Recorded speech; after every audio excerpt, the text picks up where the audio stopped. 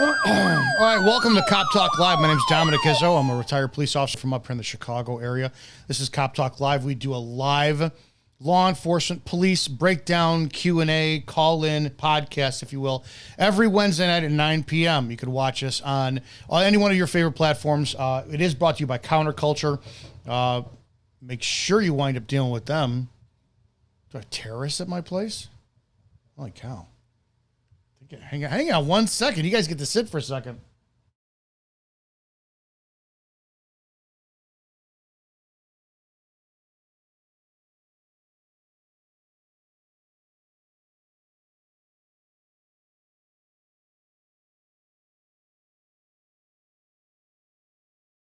I literally thought I heard gunshots. That was pretty impressive. Anyway, but coming from the Chicago area, what are you going to do? The suburbs are really fucking nuts. All right, let's do some housekeeping. Go check out Cop Talk Live, Changing Cop Culture. This is our website. When you go to the website, it's going to ask you to enter in your email address. You're not going to get spammed. Go ahead and check it out. You'll get a daily newsletter, articles, police training, a ton of stuff, and more. Also, Patreon. We started a Patreon for a members-only town hall and roll call. Starting July of this year, 2025, every Thursday night, every the first Thursday of the month is going to be a town hall. Lecturers, presentations, people who are in the law enforcement profession. It's going to be a Q&A. We're going to have discussions once a month on how to change cop culture. Doesn't matter if you're pro-police, you're current, you're former, or if you're heavily critical against law enforcement. Attend these. We want you on these. We want to change the culture for the better. And then every Sunday night, starting the first full week of July, we're going to be doing a roll call. You're going to get a chance to just come on with me. We're going to discuss behind the scenes what we're going to cover for the week, what's important to you. So many of you have been sending me content that you want me to review. Police cases, corruption, use of force, you name it. And it's a lot of things that I have to wind up taking care of. So I want to involve you. And every Sunday, we will do a roll call for the week of what we're going to be looking at when it comes to there. It's good to see you guys over Instagram. It's hard for me to interact with you there. Over on the chat. Team South Florida, what's going on, man? First Best Gigi, Strider's Way, Bev, Sarah Nichols. Who else I got? Rachel Morgan, Steve Ritchie, April Schoen. I will do my best to pay attention to you guys more in the chat on the live show. No promise. Phone is open, 708-982-0974. We'll take calls tonight. Tonight is going to be, we have to have a discussion about the 30-30 agenda, because I found the two women who are responsible for the 30-30 agenda, and I want to talk about them and discuss them and have a conversation about them, because the issue is I want you as a full-formed adult to be able to sit there and make your own discernment about whether or not the 30-30 agenda is something that you support. Now, I don't support the 30-30 agenda. It is, for those who don't know, it's 30% of the law enforcement force being females by the year 2030. The younger me, before I went into law enforcement, may have thought that was a really good idea, and I may have stood behind it.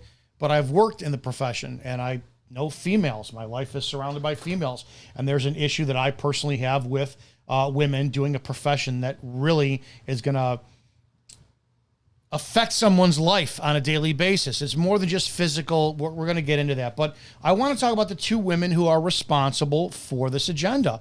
And I want to read their bios because there's some issues that I have with this. The first one is Maureen McGough. Hope I'm pronouncing that right. It's either McGough or McGough. Either one. I'm going to say it's McGough because that sounds a little bit tougher, especially if you're going to get in this profession.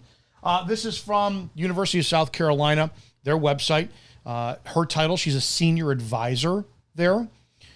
She has, her department is Excellence in Policing and Public Safety, the EPS program.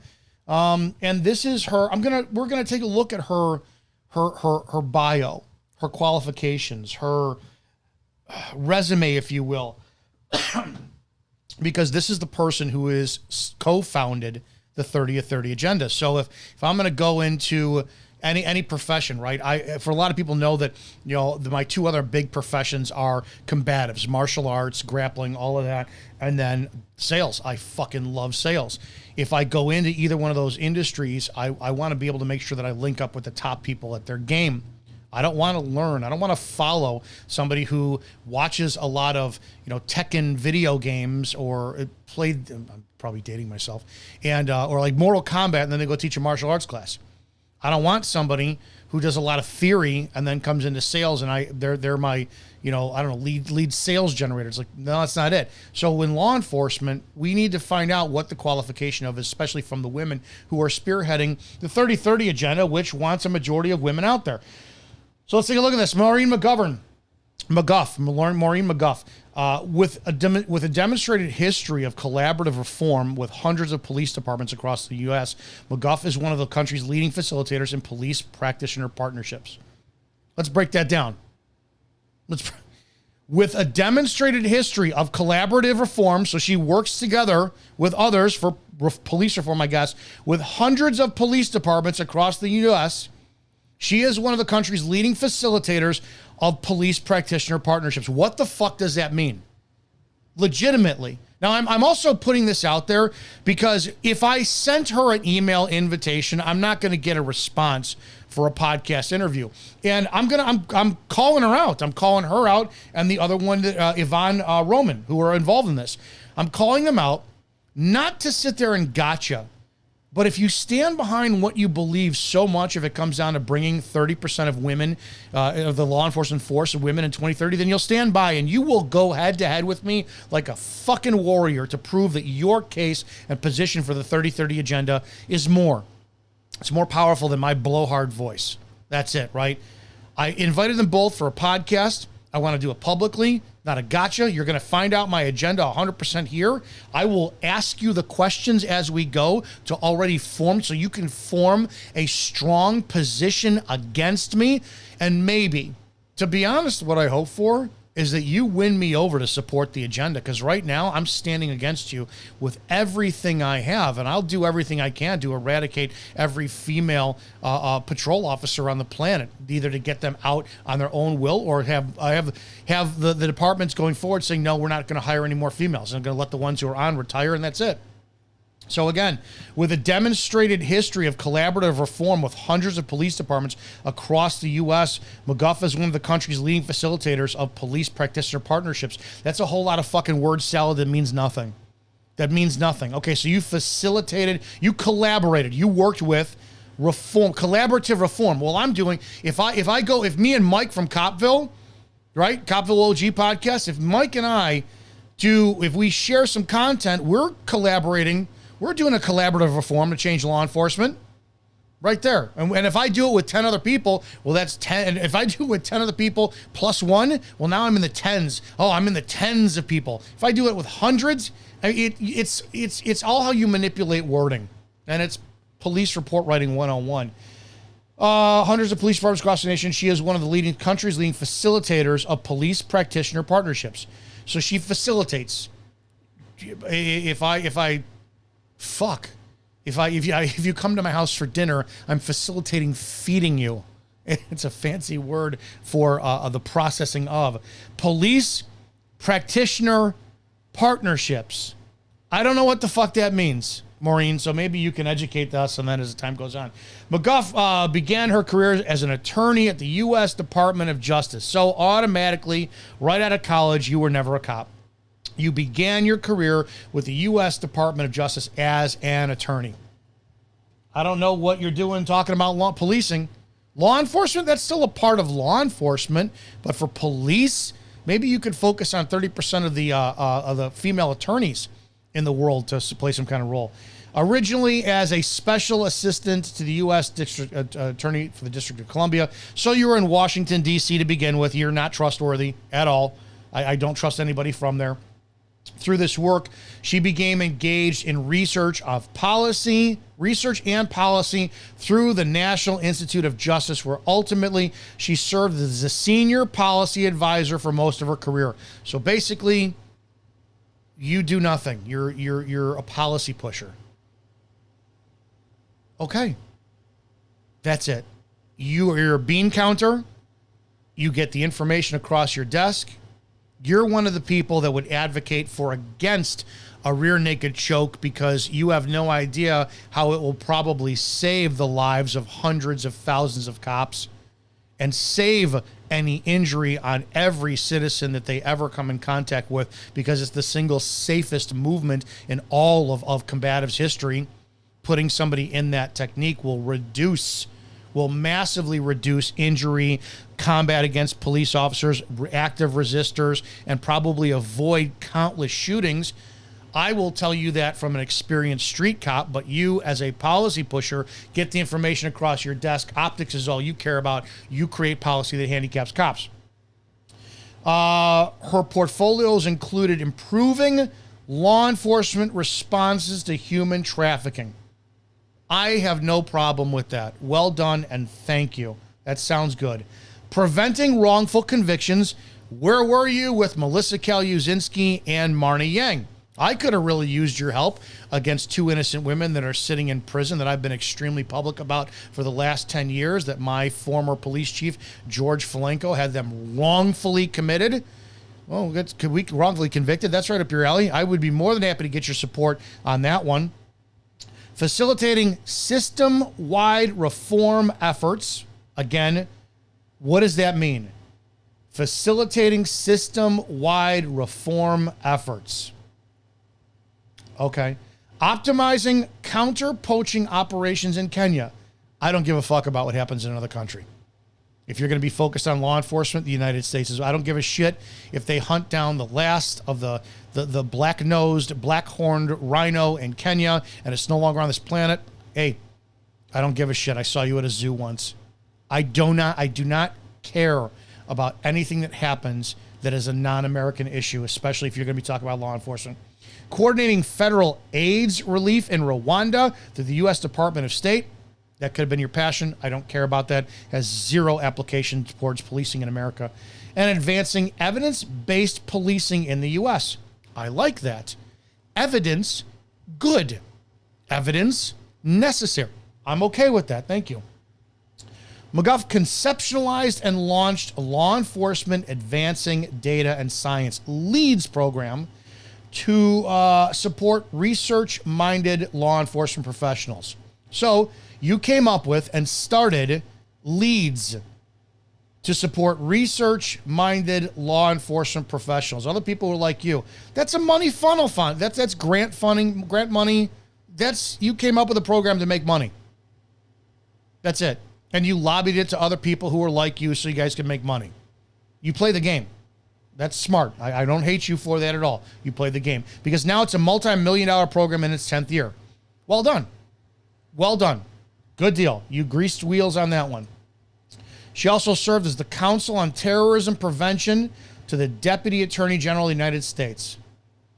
Served as the Counsel on Terrorism Prevention to the Deputy Attorney General of the United States. Do you have a military background?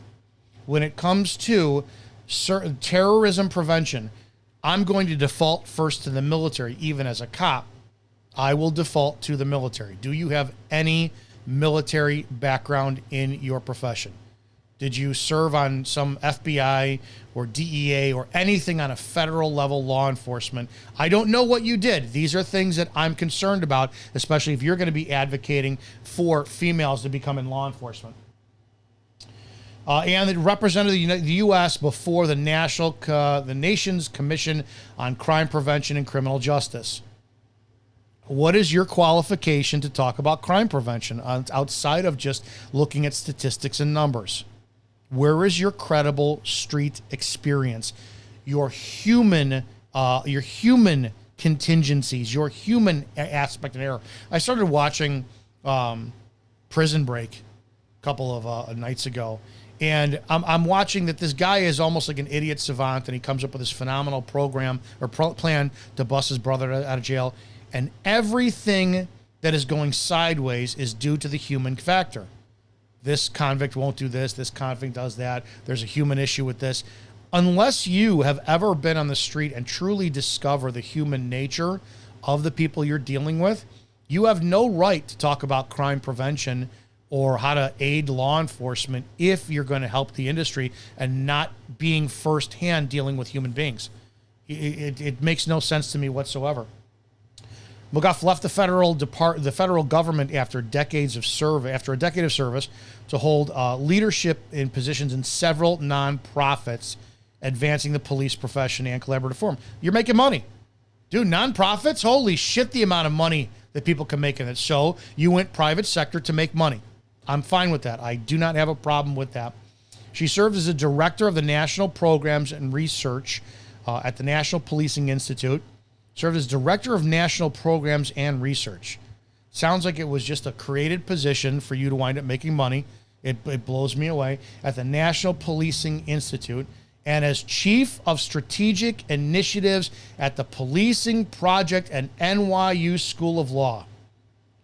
Chief of Strategic Initiatives at the Policing Project. What the fuck does that mean as your title? How are you qualified to recruit 30% of the police force being women by 2030? What is that even? I'm just a lowly former patrol officer.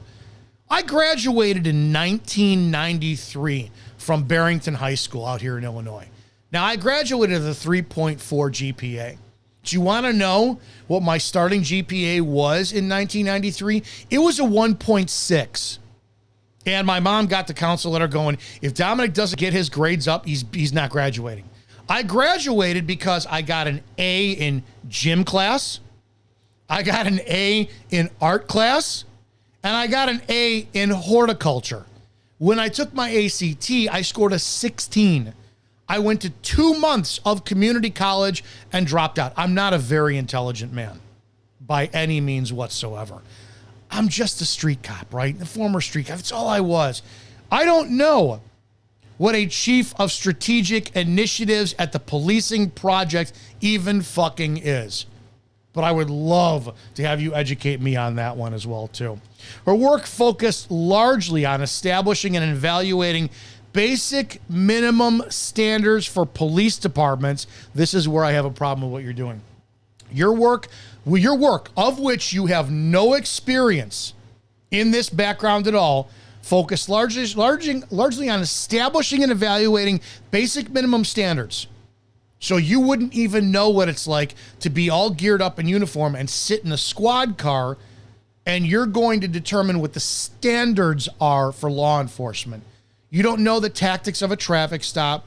You don't know the verbiage to use on your regular domestic, that it's the 5th time this week that you're called to their home. She doesn't want to press charges, or he's back after his 72-hour, waiting period that he can't go back home. You don't know what any of this is like, but you're gonna evaluate the basic minimum standards for police departments regarding fairness and equity. Oh, so now we talk skin color and gender. Got it. Operational management. Oh, fuck. You're going to tell a police department how to run when you didn't work a day on patrol ever? Okay. Internal and external accountability. That's a fucking joke. And effectiveness of public safety strategies. Okay. Now, between you and me, you may have a ton more knowledge, but you've never applied that knowledge in the street. I have. I've also worked with females. They're pretty fucking dynamic. I don't know how you can evaluate and form a standard for law enforcement without even working with your opposite gender, men on the street, and seeing just how absolutely ridiculous most of the females on patrol are right now in America. In November of 2023, so less than 2 years ago, she joined the Excellence Program and Public Safety Program. So you're hopping around quite a bit since you graduated college in 2001. You're hopping around quite a bit. As you're their founding executive director. So once again, now you started another program at a college. I think we know what this is. You're a good-looking woman who knows how to sell herself, and you know how to manipulate yourself into positions to make money to keep yourself above water. I have no problem with that. That's the game in America. She also holds a part-time position as a senior advising on policing issues with the Bureau of Justice at the United States Department of Justice. So you hold a position as a senior advisor on policing issues with the Bureau of Justice? That's insane. That's insane. You do not know what it's proof that, I'm not going to lie, it's probably your sexuality, and it's probably how you manipulated yourself into this position. I do not give you this on merit. You're college educated. I don't know what your life experience is that gets you to this rank without ever serving a day on the road. And so far, you haven't put any of that in. If I'm wrong, fuck, I would love to eat the shit sandwich online, publicly, in front of everybody. I would love to. But why, if you served 6 months as a cop, I don't know why that's not in your resume at all. I don't know. McGough also co-founded the 30-30 initiative to advancing women as a national grassroots effort to improve the representation and experiences of women in policing and raise the representation of women to 30% in police recruit classes by the year 2030. How can you possibly do it if you've never done it? What experience do you know? You're going to listen to a bunch of fucking women bitching about their pain and suffering in law enforcement? That's how you base your... It's, again, you've now created another platform to funnel money in. That's all this is. Built from scratch with no initial funding, the initiative is now a multi-million-dollar effort that boasts partnership with over 400 law enforcement agencies across the country, including NYPD, LAPD, the FBI. So again, you started another business to make money, and you're leveraging sexuality and a pain point. You are a phenomenal salesperson, and I got to give it to you. It's fucking fantastic. Her work on gender equity has been featured in the Washington Post, New York Times, CNN, USA Today, Slate, Vox Media, ABC News, and Cosmopolitan. Of course it has, among others. McGough is an attorney and earned her JD from the George Washington University School of Law. She serves on the advisory board for the FBI's Law Enforcement Education and Training Council. What do you possibly advise them in? And this is why I want you on, because if I'm going to attack you this bad publicly, I'm telling you, I'm hoping to God that you will see this and you'll take it up and you will fucking fire back at every snide comment I've made, at every fucking shit accusation I've made. And again, anybody who knows me knows I love being proven wrong. It's just a fucking thrill for me. Maybe I'm a little bit sadistic, but again, if you can come on and show how your former work benefits the cop that is going to be working midnights tonight, I want to hear all about this. And the American Society of Evidence-Based Policing, the U.S. Department of Justice Police Knowledge Lab, and Policing Leadership Academy at the University of Chicago. Let's get together. Let's have a conversation. She's a Brookings Public Leadership Executive Fellow. Maureen McGough, Maureen McGough sang Can You Read My Mind? Love theme from Superman, one of my favorite songs. So that's why I'm screwing that one up. So again, I don't know what in the name of God you even remotely represent when it comes to this, or how you're qualified to. Again, I would love to have you on to ask you these type of hard questions, to have you fight and fire back and prove that this is an agenda that belongs in American law enforcement. And I'm hoping that you see this, you hear my words, and you understand I'm not coming to a place to destroy you. You clearly have a phenomenal background, and you know how to survive in the business world. Do you know how to survive in law enforcement? And do you know how to make this profession thrive? That's what I'm wondering. Ivonne Roman, she's the second co-founder, police chief at least. She's the co-founder of the 30-30 initiative. I'm going to look at her. At least now we have a law enforcement professional that's a part of this. In New Jersey, I'm seen as kind of a troublemaker. You and I already align. I was actually talking to a police chief from a town up in my area who, he and I go way back. We were patrol officers in different towns, but, at the same time. And I'm praising the shit out of him, going, I need to get you on a podcast because you did what I couldn't do. You shut your mouth, you played the game, you survived, you climbed all the way to chief. And we talked about both of our backgrounds and discipline and troublemaking and all this shit. I respect people who are troublemakers in law enforcement because it says that you have a passion for change. By the time I left my post as the police chief in Newark, it was ugly. I was used to being liked. I was used to be liked, but I made a lot of powerful enemies. I would walk into the room and it would fall silent. All right, so you're opening with your villain arc, and I respect that. I tell people all the time, I am not the hero. I am the fucking villain. Why? Because I was fighting for women to be represented in policing. Okay, I get it. I want to hear your story. I want to hear what's important to you. I was born in Puerto Rico and raised in Newark. I hope you're an American citizen. I don't know your background. I hope that you went the proper channel and you became an American citizen. Otherwise, that's a big fucking problem. My dad wanted to be a police officer, but the language barrier was hard for him. He'd had some tough experiences with the police growing up. So because of him, I got the idea that I wanted to offer the kind of policing the community deserve. I love that. I fucking love that. All right, so we're in alignment right now. I spent 25 years in the Newark Police Department. I served in every rank from police officer to police chief. I respect the shit out of the fact you were with one department. There's a lot of people who just don't understand that most cops don't make it 20 years.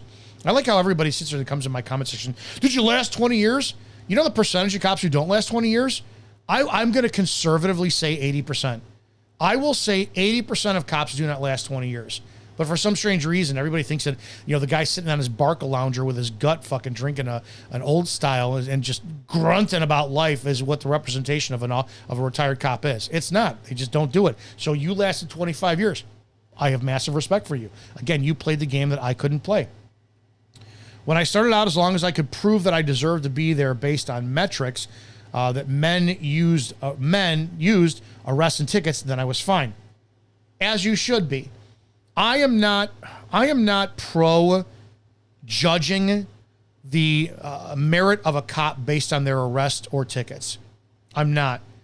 A righteous arrest, sure, but the problem is if we base that on arrests, especially in lower crime areas. I'm good with cops that work in like Mayberry that never have an arrest, but their mindset is tactical. They still, if shit ever came to town, they could deal with it. But the problem is now it's that saying, if you're a hammer, everything looks like a nail. If to you have to have 10 felony arrests and all this, that's not important to me. I tell a story quite frequently of, I had a trainee when I was in my last department that went to another officer, and I tried to instill in him the value of discernment and community policing. And one day I come into shift change and I'm reading roll call from the night before, and he was involved on an arrest where they pulled over a driver, a known gang member. The guy was a fucking ass, whatever. They arrested the driver for cannabis, possession of cannabis. And in Illinois back then, when you had the probable cause of the odor of cannabis, you could search everything in the car. You could search every passenger, every cavity. Doesn't make a fucking difference. So during the search of the passenger of the vehicle, the driver was pulled over for probable cause. He was arrested for possession of cannabis, known gang member, all this shit. But the passenger was pulled out. And upon search of the passenger, he found a single oxycodone pill. Single pill. And they had asked, whose is this? My mom. That was my mom's. She gave it to me because I was experiencing back pain. I had it in my purse. I forgot about it. Bracelets went on. She went to bond court.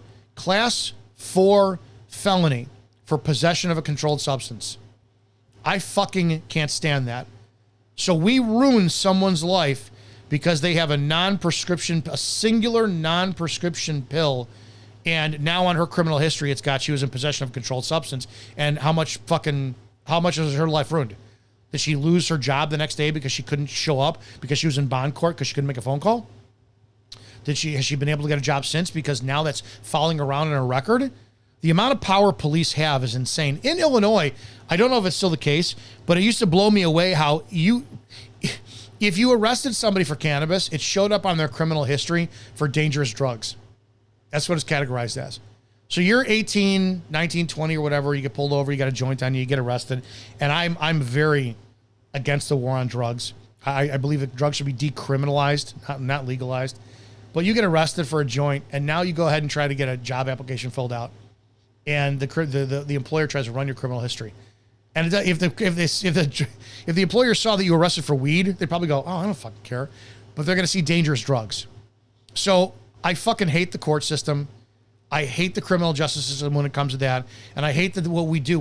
So we're going to justify that cop that was my former trainee was now some awesome cop because he got a fucking felony for a single pill in somebody. I don't believe in that shit. So I don't support that metrics for justifying being a good cop. But once I began competing with them for promotions, meaning the males, things became nastier for me. They couldn't believe I was rising up the ranks just based on merit. So already, here's where we go, right when you're here, okay? But once I began competing with them for promotions, things became nastier for me. They couldn't believe I was rising up the ranks just based on merit. Well, now we're looking at the fact that you have an emotional agenda tied into this.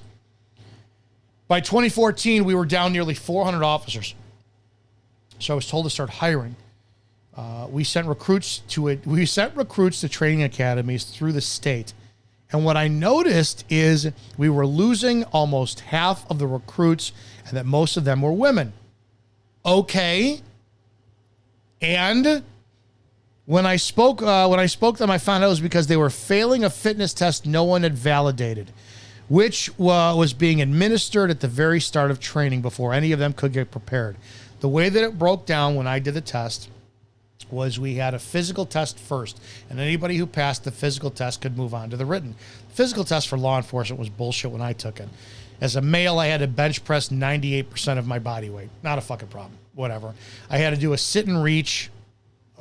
God knows why. I had to get 36 sit-ups in a minute, I believe it was, and then run a mile and a half in 13 minutes and 46 seconds. Something like that. 13:46, I believe the time was. I'm not a runner. It sucked. I passed that run with 20 seconds left. I fucking hate running. I would never run a mile and a half as a cop. I think it's a very antiquated, very outdated test that is just complete bullshit. But the women's standards were much less. As a female, I believe you had to bench like 65 or 70% of your weight. You had a longer time run, and it increased. The time gap was different for men. Like my academy mate and I was 26 at the time. He was 32. He had an extra minute on his mile and a half run, and he had a bench press 92% of his weight. So they made accommodations for that. But women was completely different. So I just looked really briefly at the standards, the training standards, for the test standards for New Jersey. Physical conditioning testing procedures for all basic law enforcement courses that conduct a physical conditioning opponent. At the August 3rd, 2006 Police Training Commission meeting, the commissioners approved a motion to adding a testing standard and procedures to the physical conditioning functional areas with appropriate updates to the curriculum of physical conditioning manual. Initial tests will be done during the first physical conditioning assessment of the basic law enforcement course. General conditioning testing procedures: warm up for at least 3 minutes, perform vertical jump, rest, perform 1 minute sit up, rest. Okay, all this. Here's the physical conditioning passing requirements. Vertical jump, 15 inches. I don't think I could get that. I'm 235 pounds. I don't think I can get that.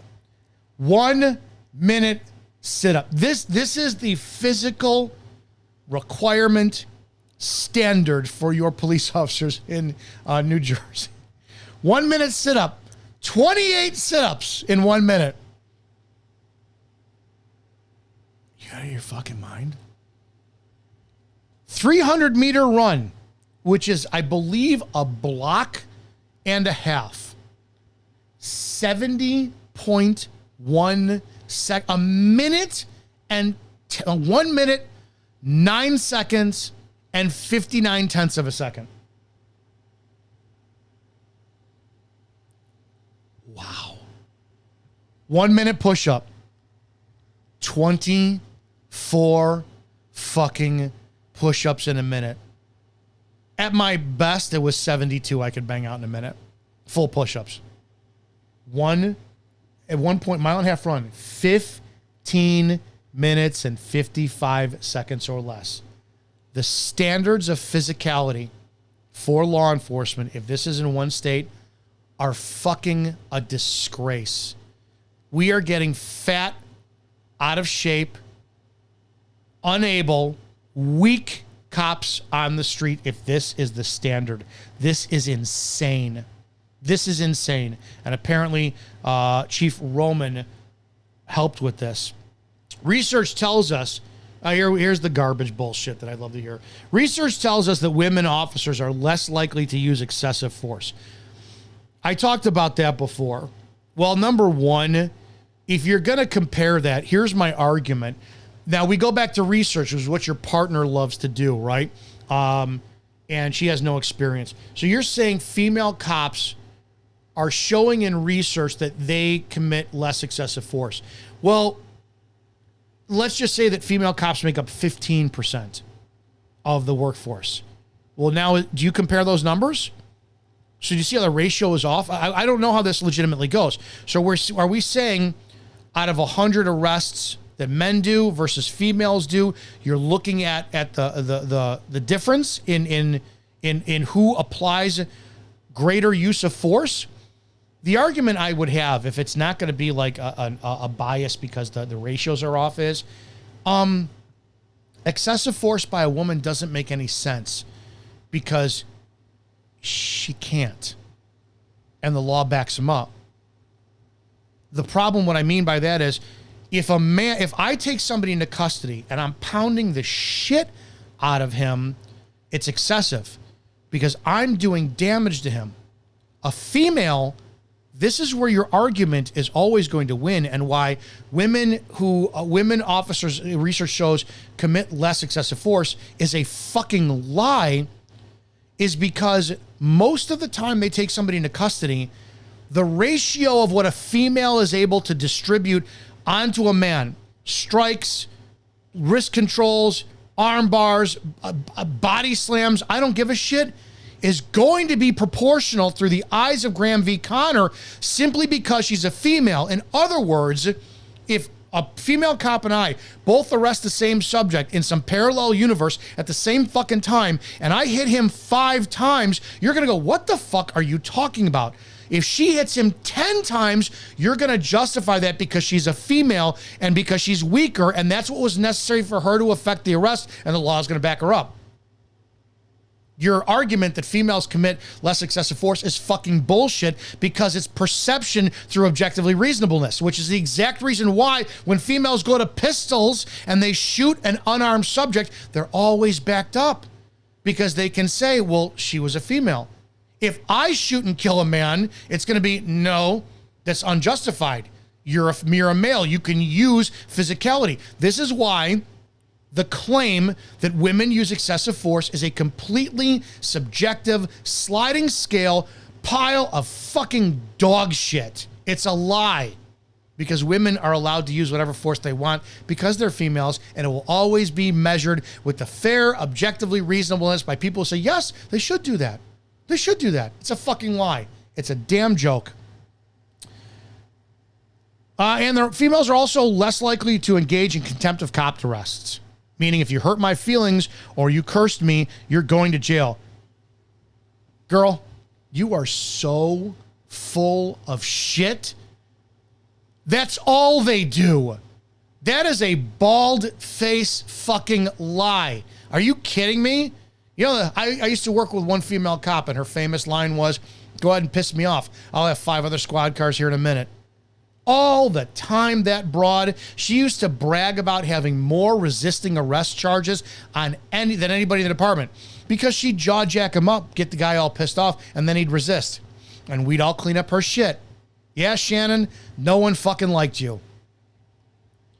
But whatever I tried to prepare for, women in fitness tests, get it moved, it was viewed as diluting the recruiting process. No one cared about getting more female officers on the force because their reliability, because they do use too much force, because they are dangerous on the street, because their emotional lack and inability to control their emotions, especially during their menstrual cycle when they have a hormone dump, is absolutely dangerous. I would never want to deal with a female cop, ever. So I fought back. I started the 30-30 initiative to encourage police departments to pledge to eliminate artificial barriers to hiring women officers and get 30% by 2030. So again, you don't care about the qualified applicant. You helped lower the standards for physicality for women to get on. You can't take me into custody by yourself. You'd have to go to your pistol. So right then and there, that's a problem. Women do not have the mindset either. I talked about this. We used to teach a Niemert's class.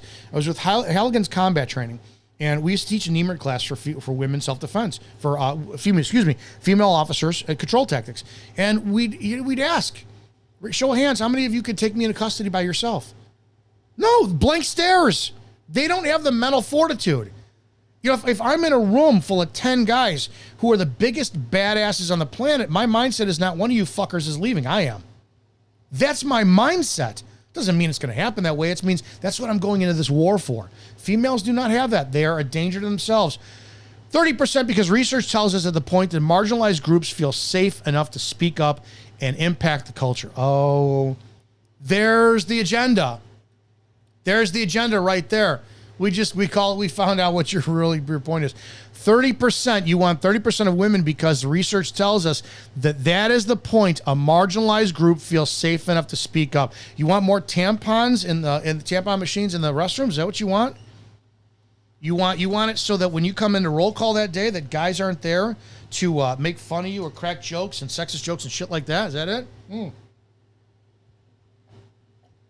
Holy shit, sister.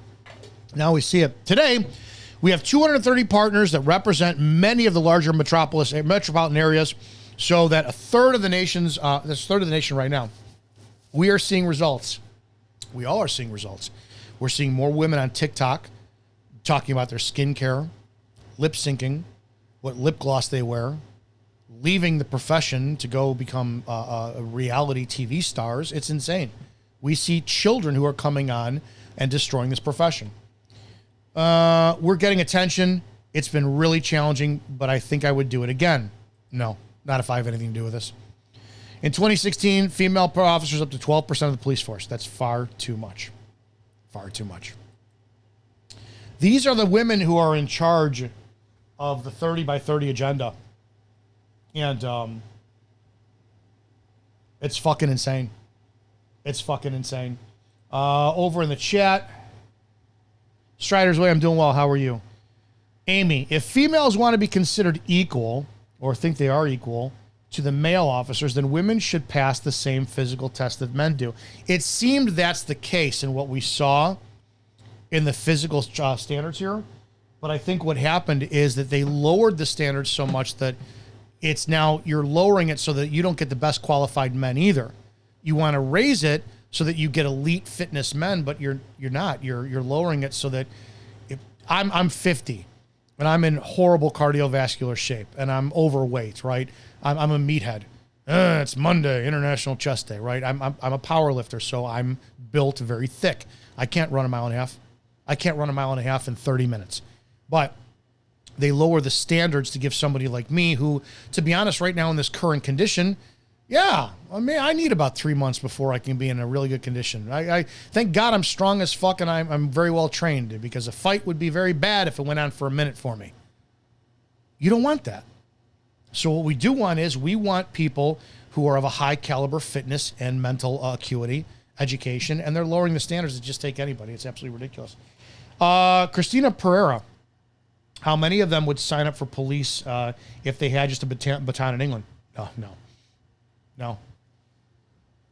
Joseph, who are the better pistol shooters, men or women? To be honest, anybody who's a fucking Marine. Every single Marine I've ever seen is phenomenal with a pistol. It's insane. So that would be my first thing. Military, but Marines are, those are the people you want. Nathan Sturman Productions, what's going on? How are you? John Park, women are good at pistol, but they didn't know how to dismantle and assemble a pistol, and they mistake their taser for it. It is what it is. 708-982-0974. Line is open. 708-982-0974. You can see it over on our screen there.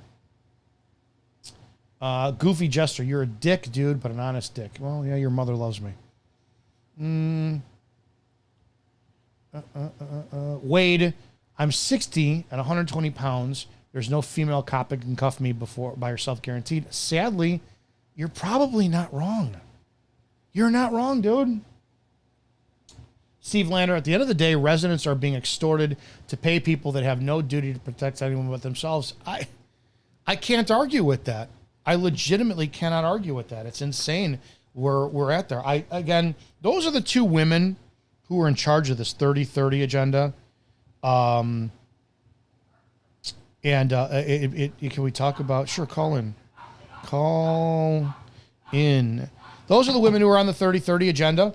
And you have two women who clearly have their own personal bias for why. One is all about making money, and another one is butthurt because she was rejected in certain aspects of her career.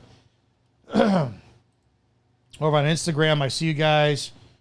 Jim Silva 68. Some female officers take things personally in the street. Some. I think all of them do. Police Brutality Matters. It was great to be on their podcast the other day. No Lies Detected. Make sure you check out Police Brutality Matters. So whoever just call in again. The button got hit. Jerry Worms, the females sometimes wait for the male partner to show up. Sometimes. That's all they did. Holy shit. Marty's 94. Ask the inmates in jails if they take any cheat days or skip workouts. Criminals get bigger and stronger while the officers get fatter and fatter. 100%.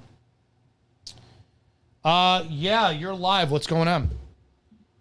Oh, I just want to talk about something we've seen quite a bit lately, where the feds come in and bust into people's houses, the wrong house, under a warrant, and the ones that get stuck with it are the local cops, and I kind of feel bad for the local cops, but they kind of should have known better.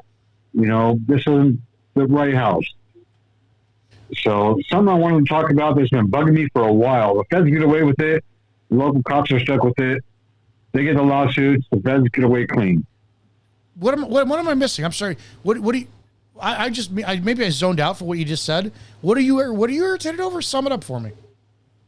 Well, I've seen all this stuff quite a few times on YouTube where the feds are coming in, and they obviously when they come in, they got to bring local cops in.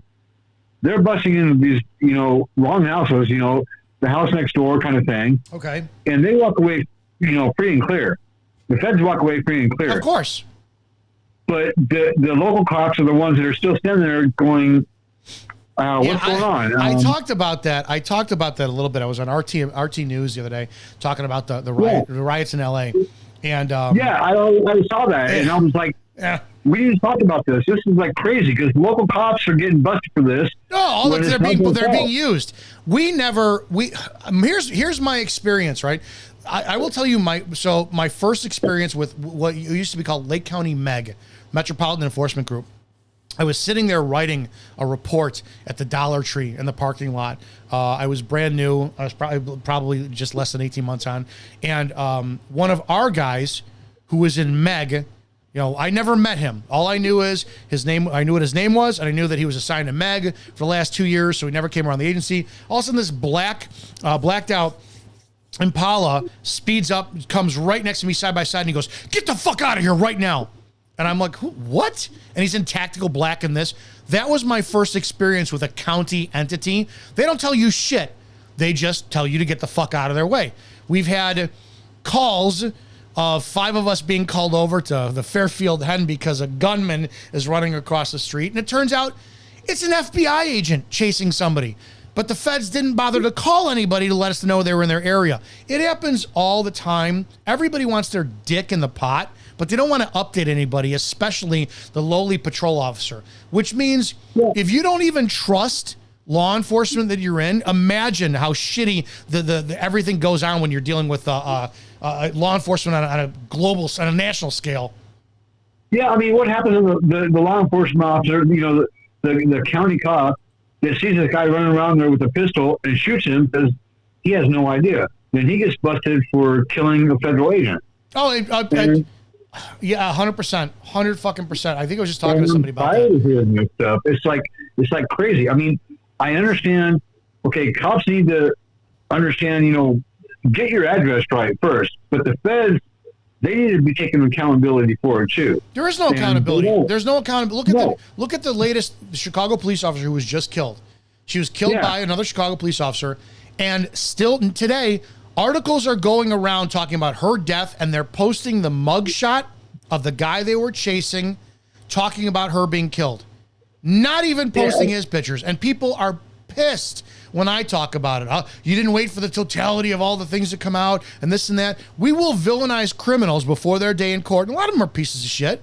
But when it comes to any accountability of law enforcement, it's not a thing. It doesn't exist. People don't want it. Well, I am 100% behind you. I am totally law enforcement and completely against bad cops. And I'm sorry, I grew up military, and I think every cop should go spend a little bit of a time out at a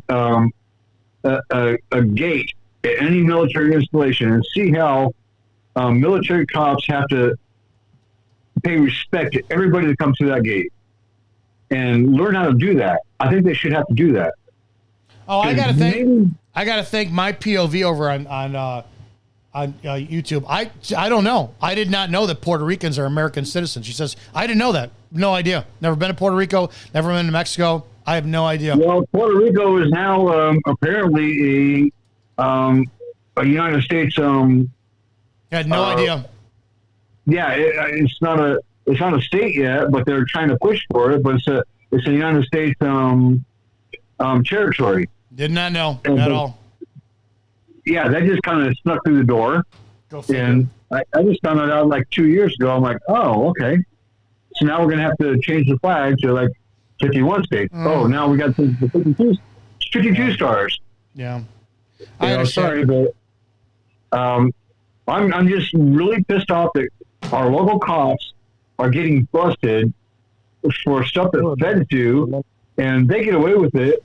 And our local cops, like we were just called in to assist you, and now we're stuck with the bill and getting sued. It's like on the Trump assassination attempt. I was blown away. I got to do a news interview with Jonathan T. Gillum, and we were both. I saw that. Yeah, we were both big, and I'm like, Jonathan T. Gillum. You're talking federal agent, fucking Navy SEAL, badass. So you take him and you put him on a scene, and then there's Dominic Izzo, patrol officer. Do you think when it comes down to anything high ranking of any type of powerful, like guarding of the president, that Dominic Izzo is going to trump what is said over Jonathan T. Gillum? I'm going to default. Hey, John, what do you want me to do? You tell me. I could not believe that they had patrol officers in the area on duty when it came down to guarding Trump at that event. It doesn't make sense to me. Based on what I said about the lack of interaction with federal, county, and municipal, it would be, you're going to guard 3 miles down the road. You're going to block that off. Get in your patrol car. You're going to be sitting out there all day. That's what they would have us do. That's it. We would be nowhere near the scene. Yeah, and everyone was pointing up there going, hey, there's a cop up there, or there's a guy up there getting ready to shoot. He's got a gun. He's got this. And not a single cop could do anything about it. And I'm sorry, but the feds, they're dirty. They're more dirty than a bad I don't cop. trust that. I don't trust the FBI. It is what it is. But I appreciate the call. Thanks, man. Hey, I love your show. I'm going to watch you forever. Make sure make sure that you can. We have that Patreon. Become a member. I'm starting a town hall the first Thursday of every month, where we talk about these issues and we change the culture. I need smarter minds than I have. And then we're doing the Sunday night roll calls where we talk about everything for the week. So Cop Talk Live over on Patreon, become a member, and then you could get with me every week and once a month. Man, I love that, because we need to change some stuff here. And I'll tell you, we have a bad sheriff here, but we have really, really good deputies. What county is that? Do you want to say or no? We're in Gregory County, South Dakota. Oh, I don't know. And we're in the middle of pretty much nowhere. So, but our deputies here, they're good deputies. They uphold the Constitution. They uphold the law, and they don't fly off the handle like our current sheriff does, because he's a little, like you said, a fat, chubby little fucker that can't fucking run a block, and he's not even that old. I mean, he's younger than me, and I'm 55. I think we talked before. I'm 5 years older than you. Yeah, I'm 50. Yeah, and he can't. That dude's like, I don't know, like maybe 40, and he can't run a block. I'd be like, hey, see you later. I'm gonna get a warrant. That's that. I know my limitations. I could fucking throw you over my head, but I can't chase you to do so. So I appreciate the call, man. Thank you. All right. Hey, thank you, sir. I appreciate everything you're doing. Thank you. Over in the chat, Joseph Ring.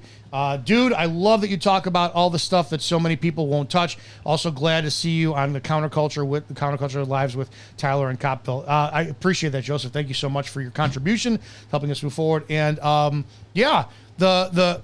Counterculture guys are fucking class acts. And again, I think I talked about this the other day. It's like I was very hesitant about getting involved with them because I'm not like them. They're goons, if you will, and that's not my lifestyle at all. I am the fucking polish your boots every day, tailor your shirt in the wintertime, wear a tie. You treat every fucking citizen with the goddamn common courtesy, respect no matter what it is. And you turn the heat on when you need to turn the heat on. Like if you ever saw the movie SWAT, the scene where they go up and they talk to the cop about recruiting him for the SWAT team, and he's like, he's never had a complaint filed on him, and he doesn't eat a hot dog. Well, I eat a hot dog, but no, I treated everybody. That's me. I don't ever want to disrespect people. I'll fucking bounce your head when it needs to be bounced, but I'm not going to be a shithead to you. So I didn't think I belonged with them. Not saying that that's what they're like, but Mike defined it, and I wrote it in the chapter of my upcoming book on what a goon is, and it was a brilliant statement. Let me see if I have this. I have to have this. I want to give him credit for this. This one, we gotta find this. I gotta scroll back a little bit. When I asked him what a goon was, because I wanted to quote him for my book. I started writing that the other day. Goon is a self-motivated criminal apprehension. This is brilliant. Listen to me. This is from Mike from Copville. And when I read this, I went, oh, now I get this. I asked him, could you define cop goon culture? I want to reference you in my book on it. A self-motivated criminal apprehension specialist that does not care about promotions, awards, administration, or internal affairs. Eliminates drugs and evils from the community because it's the right thing to do. That's my exact definition. You abide by the policies of the agency and the state statutes, but you're aggressive and push both to the limits in order to target the worst of the worst. That's fucking phenomenal. And that's not me. That's not me. I get very uneasy towing the line of just on violating the law or the policy. That's patrol. Patrol was my fucking thing. Not specialties, not tactics. I mean, I was on NIPUS. We did the gang detail. It wasn't my passion. My passion is the uniform, is the squad car, is community policing. I wanted to show up on a fucking call and you knew shit was going to get handled at the utmost professional level and you didn't fuck around. That was it, because you knew there was an air of respect. So I didn't think I belonged with them, but I've never had a group of guys have my back as hardcore as they have. So I've said this to them individually and publicly. They have my undying fucking loyalty. I want to play this really quick. We'll do this tonight. How long is this? 8 minutes? 10 seconds? Why not? From Mark Lopez Law, this is the 4 things only to say to a cop. Let's hear what this is all about. And then we'll wrap it up for tonight. Stop by the police. There are 4 things and only 4 things that if you say will likely result in you avoiding lots of trouble down the road. Hi, I'm Mark Lopez, former prosecutor turned defender of the people. Let's jump right in. If a police officer walks up and starts talking with you, the very first thing anyone should say is, am I free to leave? Why? This is such a powerful statement because it invites the officer to do one of 3 responses. Yes, no, or some other variation. Why are you being like this? I just want to talk to you. Or you got something to hide? Who knows what they're going to say? This is America. They can say whatever they want. But there's going to be only one of those three responses. If the officer says yes, then walk away. That means that the interaction between yourself and the officer is a voluntary encounter, also called consensual encounter. And basically, the officer is allowed to come up and talk to anyone. I'm allowed to. I'll do one up you. If the officer says, "Can I talk to you for a second?" Don't even acknowledge him. Keep walking. If the officer says, "Come here," that's a seizure. That's a seizure. The first one is a consensual encounter, right? Hey, can I talk to you for a second? Do you mind if I talk to you? And I used to say it all the time, right? I always wanted to treat somebody with respect. Like it wasn't, get the fuck over here. Well, you said it when you needed to. But my thing was always, hey, do you mind if I talk to you for a second? Even if I had the lawful authority to seize you. But if that's the case, if I'm giving you a lawful order, then if you resist or whatever, you disobey my order, now we have an issue. But I'm not violating your rights. If I have probable cause, I can ask you, you match the description of somebody that came out of a liquor store with a pack of cigarettes and a bottle of Absolute or whatever, and you perfectly match the description. It happened 5 minutes ago, and you're holding a bottle of Absolute in your hand while smoking a cigarette. I have probable cause to stop you. And I'm going to say, do you mind if I talk to you for a second? I don't like the whole, hey, stop. Yeah, don't stop. I don't like that. I don't like putting people on edge. So I can do both. But if you're in the area of robbing a liquor store and it was a 6'2" white guy who left the store with a bottle of Absolute and a pack of Marlboro Lights, and I see you and you're a 5'9" black man and you're smoking a pack of Cools and you have a bottle of Hennessy, I don't have probable cause to stop you. But if I want to stop you, God only knows why, and I go, hey, come here, that's an unlawful seizure. That's illegal. But if I go, do you mind if I talk to you for a second? We could, maybe my thing is, I want to see if did you see anybody in the area? Technically, if I go, hey, you stop right there, I'm seizing you. And if that's not legal. But if I want to get your information and say, hey, did you see anybody come out? I'm going to play it a different. Hey, do me. I'm looking for a guy. Did you by chance? Can I talk to you for a second? So I'll give you that one. But if a cop asks you, can I talk to you for a second? Don't fucking say a word. Keep walking. Unless they say stop, and then that's a different story. To come up and talk to anyone. Theoretically, I could walk up to anyone in the street as an officer can and ask, anything I should know about? Have you committed any crimes today? What's in your pocket? Anything in your bag could hurt me? Can I search your briefcase? Have you committed a crime today? Are you doing something illegal? Have you been involved in a crime? Who knows? They can ask anything they want. And it's voluntary. The Supreme Court has said that these encounters do not implicate the Fourth Amendment. It's just a casual and brief inquiry of a citizen involving neither an arrest or a stop. And the citizens are free to disregard and go about their business. There's no Miranda warnings required because it's not a custodial interrogation. And during these voluntary encounters, a police officer can use no level of force, nor can they come up in force, like 4 or 5 officers at once, or have their hands on their sidearms or anything like that. Basically, they can't tell you to sit down, stand up, put your hands in the air, hold your hands out to the side. This is a voluntary encounter. And so if they say yes, then you know right away it's a voluntary encounter. Walk away. You might get irritated, may say something, who knows, but just walk away. Now, if they say, why are you being like this? We got something to hide? Only a real jerk would do that. Oh, you must be guilty. Some officers get real mad. I watch body cams. If they act like that, you calm down, but don't fall for their games. They're taught to be kind of mean like that because most people, when they see that, they comply immediately. If the officer is being aggressive, why are you doing like that? I'll say anything. Am I free? It's simple question. I'm not trying to be rude. Am I free to leave or no? Am I being detained or no? It's as simple as that. If they start doing it, keep walking. We need to exercise our rights against police for do not know what they're doing, and you need to fight. If you start filing complaints, fucking overbear them with paper. I don't give a shit. But it's the same thing. Listen, I'm not trying to be rude. Am I being detained? Am I free to leave? That's it. Am I being detained? Am I free to leave? It's gonna be yes or no. That's it. Am I free to leave? Very calm, no matter how angry they are. Now, if they say no, you're not in a voluntary, they continue with that and keep responding. Am I free to leave? Now, if they say no, well, if they say no, well, then you know that you are not in a voluntary or consensual encounter. You are either in a Terry stop or you're going to be outright arrested. Yeah, and then that's a different point on that one, too, than just keep your mouth shut. Don't say a damn thing and just say lawyer. Yeah, you're live. What's going on?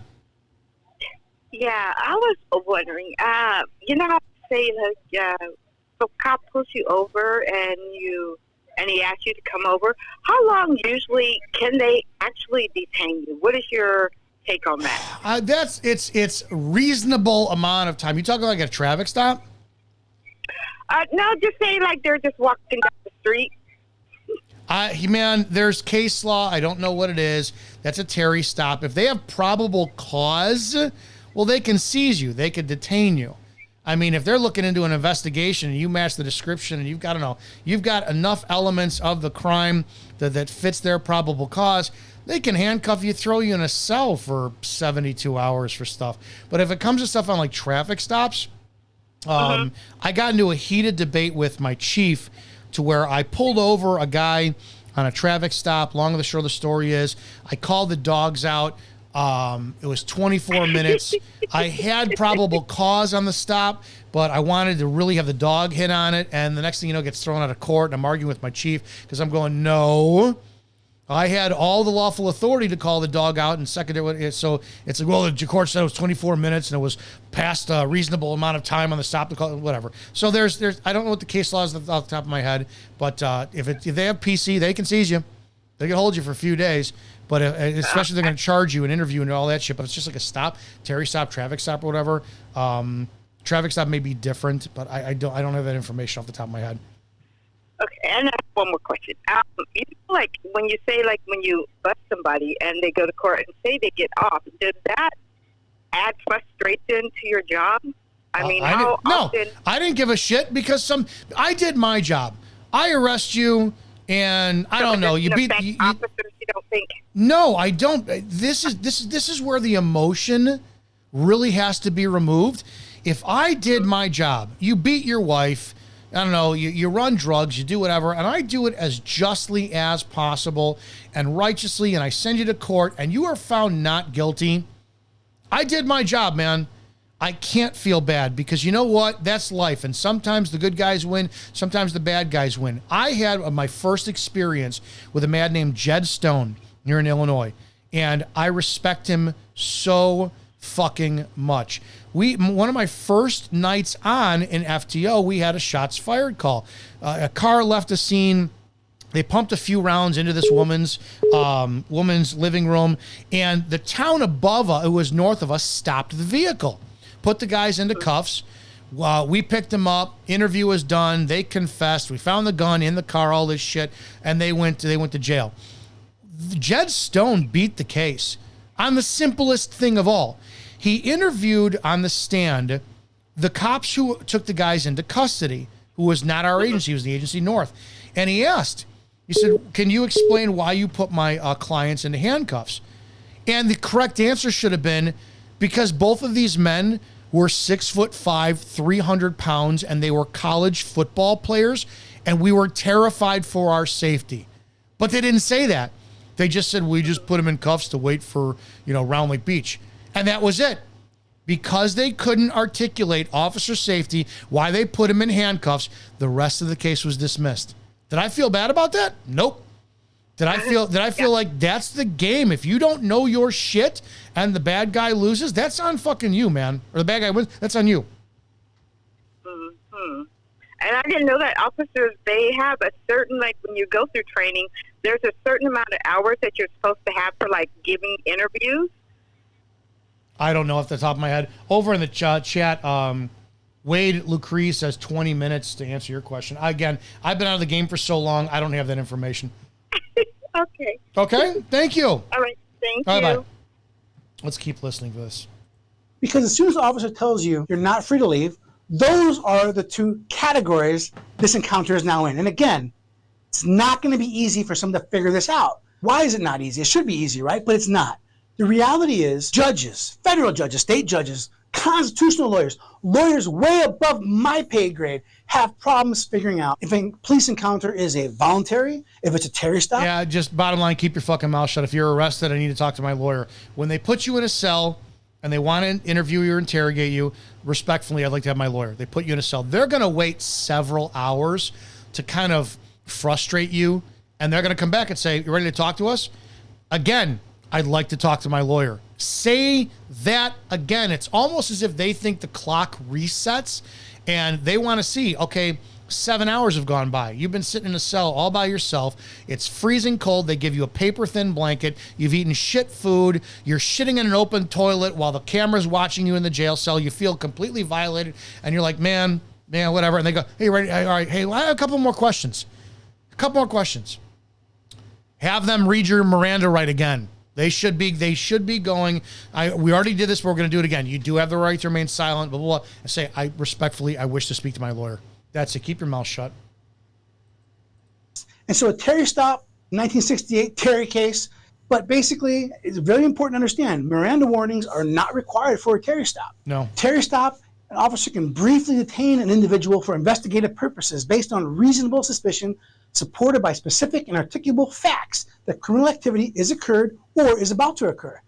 This is a non-consensual encounter that implicates the Fourth Amendment.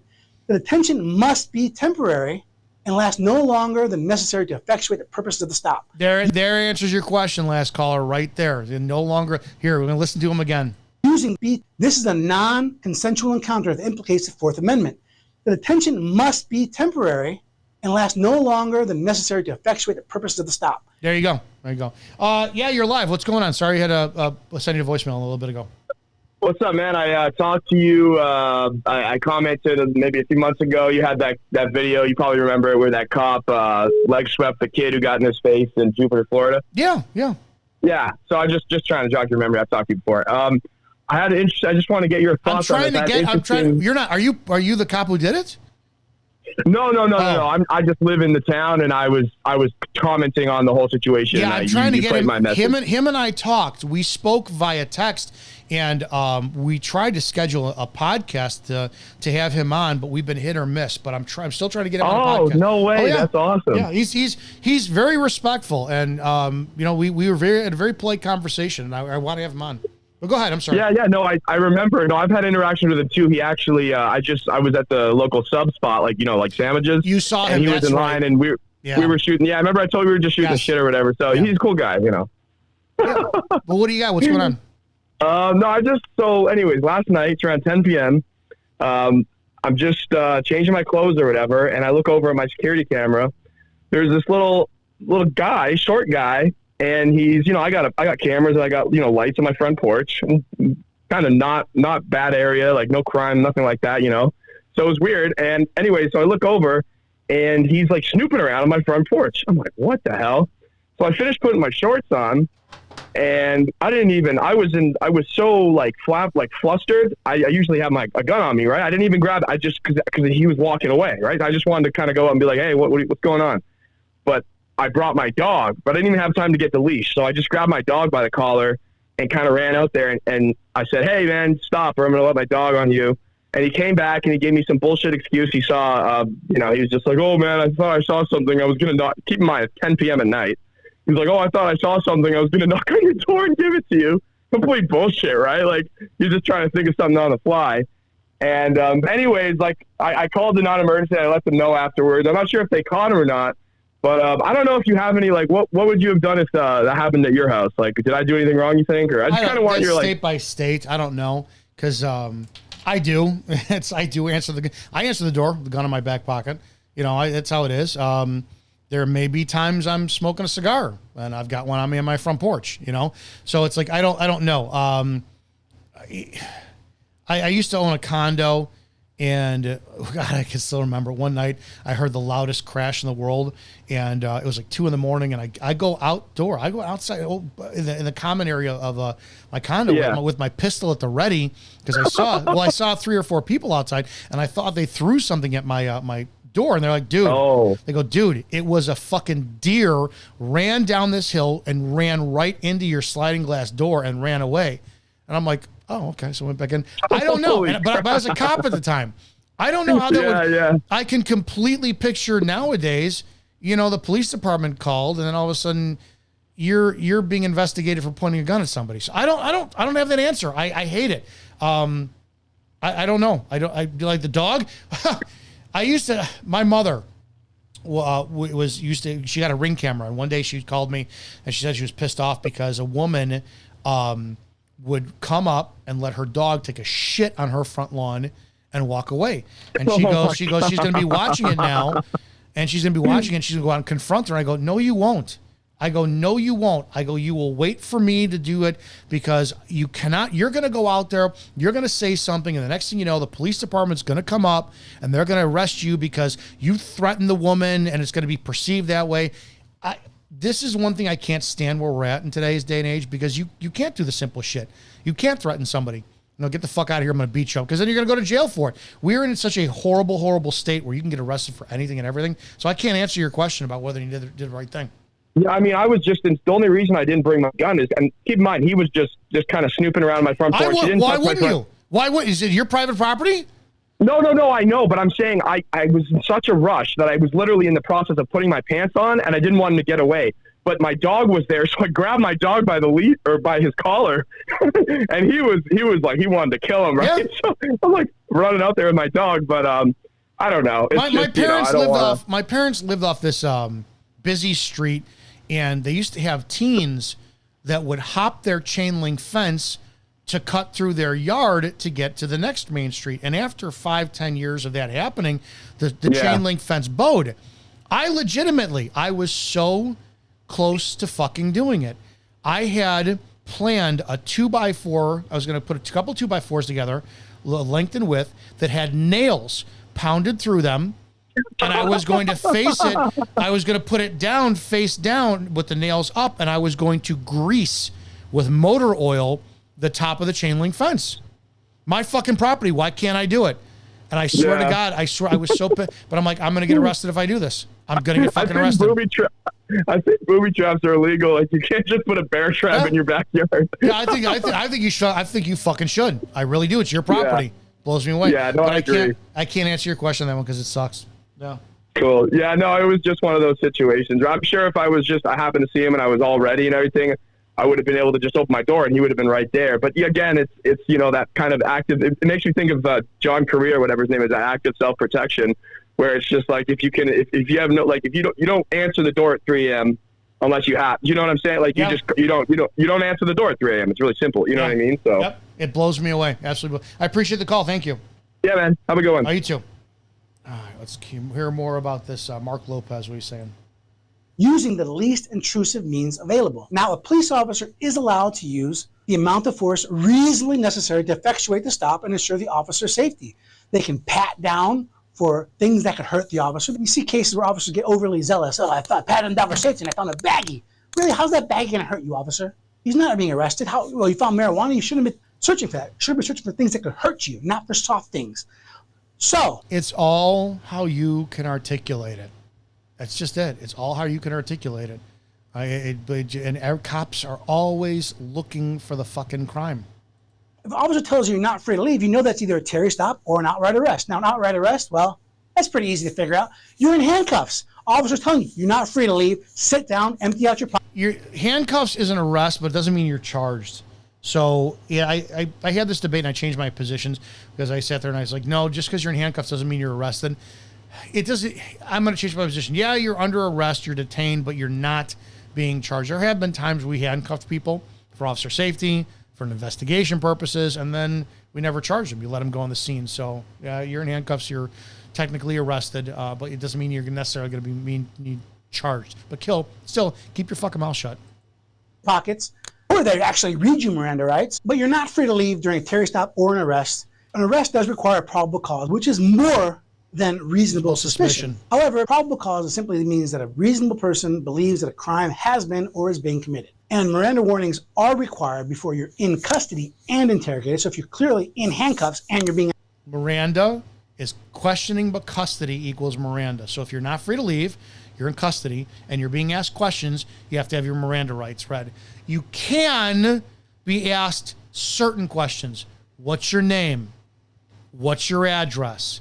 You cannot be, you have to be read Miranda if they're asking you questions that are related to the crime.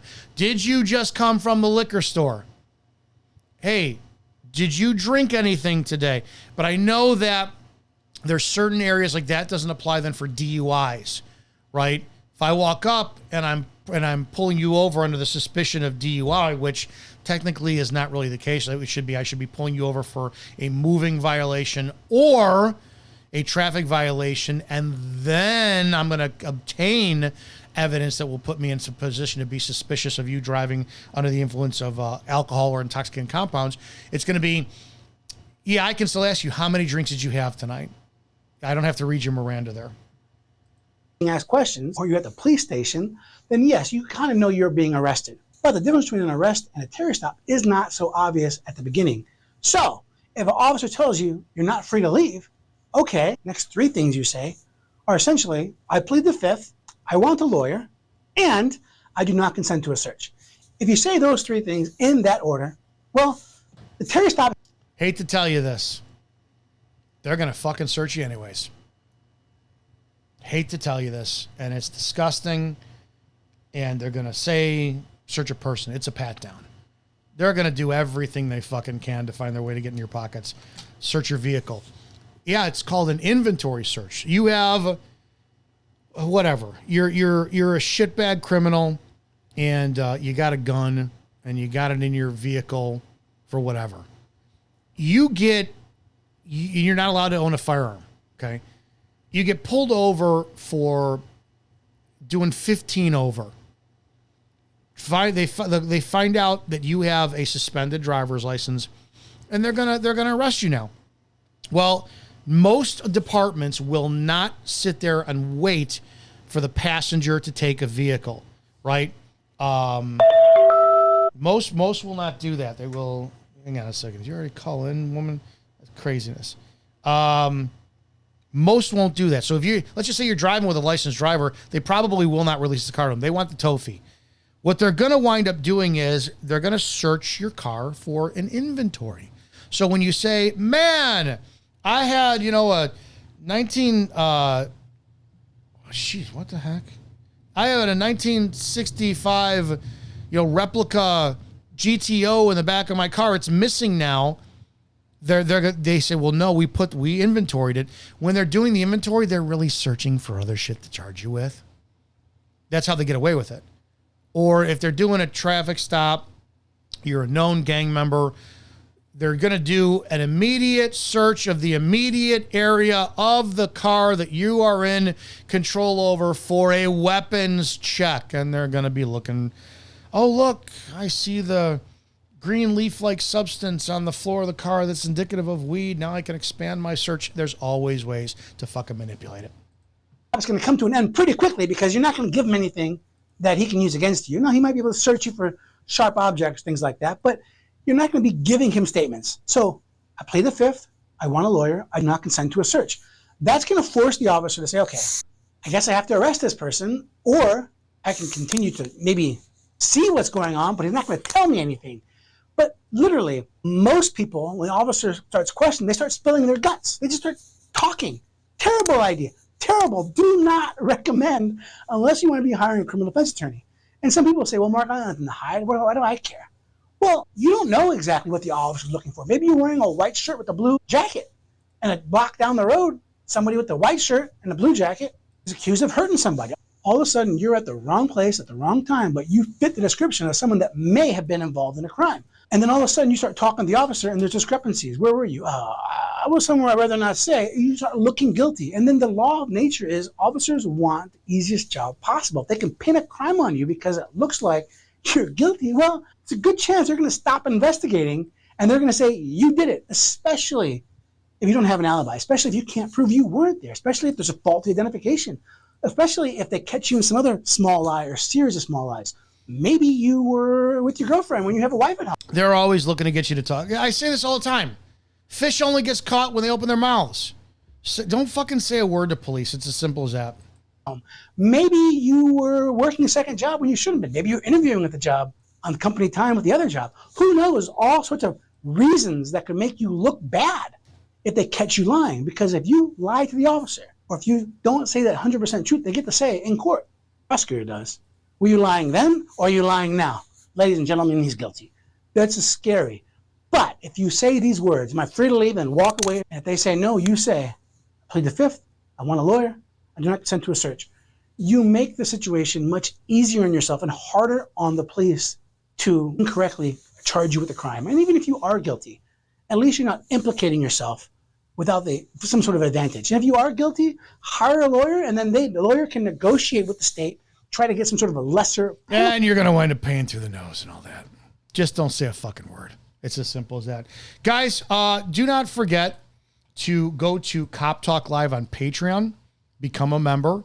Starting the first Thursday of July, we're doing a town hall. I don't care if 3 people are there. We're going to grow this, and it's going to be massive, and we're going to change cop culture for the better. I don't care if you're anti-cop, pro-cop, retired cop, whatever it is. We want your input on how to change the culture for the better. And then starting the first Sunday of July, we're going to be doing a roll call where you're going to be meeting with me, discussing what direction we're taking for the week and the content we're bringing out to you for Cop Talk. We're also here every Wednesday night live. Don't forget to go to coptalklive.org, coptalklive.org, and check out our website. Subscribe to it. If you have anything you want to send me, coptalklive911@gmail.com is where you can send it to, or call and leave me a voicemail or text at 708-982-0974. I appreciate you guys like crazy. There is no Cop Talk Live next Wednesday. I will be on vacation, so be safe, guys, and I will see you the week after that.